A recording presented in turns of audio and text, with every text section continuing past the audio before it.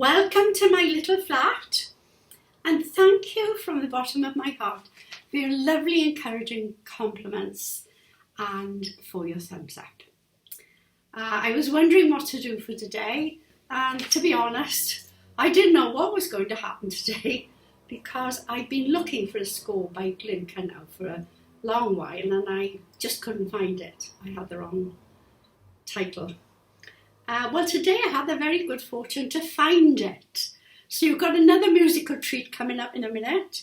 So from the wet and windy valleys of South Wales, Blaen y Gwent, and from me, you are most welcome to my tonight's offering, which is 3 Mazurkas of Glinka, which I learned today.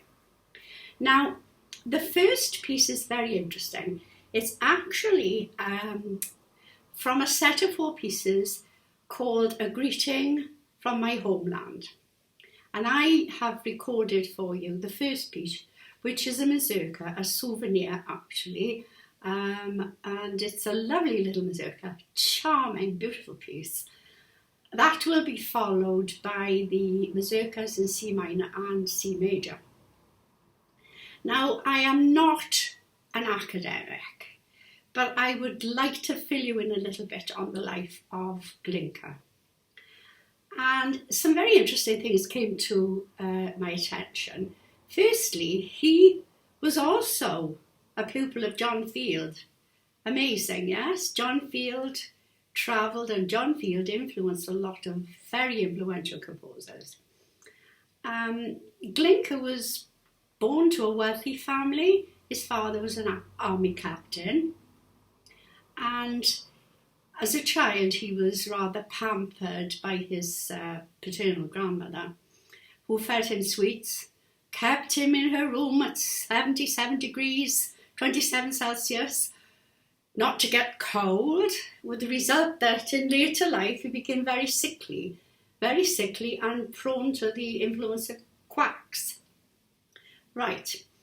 So anyway, what happened was that when his paternal grandmother died, he moved in with his maternal grandfather. Things were a bit better there. The family again was very wealthy. They had an estate, they had an orchestra that played Mozart and Haydn, believe it or not. And that was when the idea of his vocation dawned on him. It was at this point in his life that he said, "Music is my soul." Lovely. And from there on in, he began to compose. He was then sent to a school for nobility in St. Petersburg, where he studied lots of things, also with John Field. And, you know, his education started to develop. Later in life, he travelled abroad, Italy, Switzerland, Germany, meeting people like Berlioz, Mendelssohn, Liszt. And if it hadn't been for the death of his father, he might have travelled further. But when his father died, his instincts were to return home, to return to the family. His love life was rather sad. He didn't stay married for long with his wife, and he in that respect, it was rather a sad outcome. But he did carry on composing and becoming a great composer, as you know, of operas which actually became the basis of the Russian musical tradition, you could say. Right, so what else can I say? Nothing really, I don't know enough. So I'm going to hand you over to my playing, which is more interesting anyway, you know. Again, my first encounter with these works was with the great, and I really advocate you listening to this great pianist, Dmitri Blagoy, and Blagoy in Russian means good.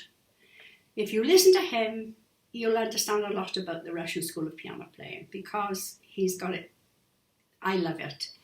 And, I more or less learned the work by listening to him. and I'm sure you'll enjoy it. So hang on in there.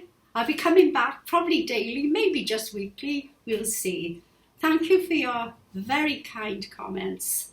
I'll hand you over now to Glinka. Thank you. Good night. God bless.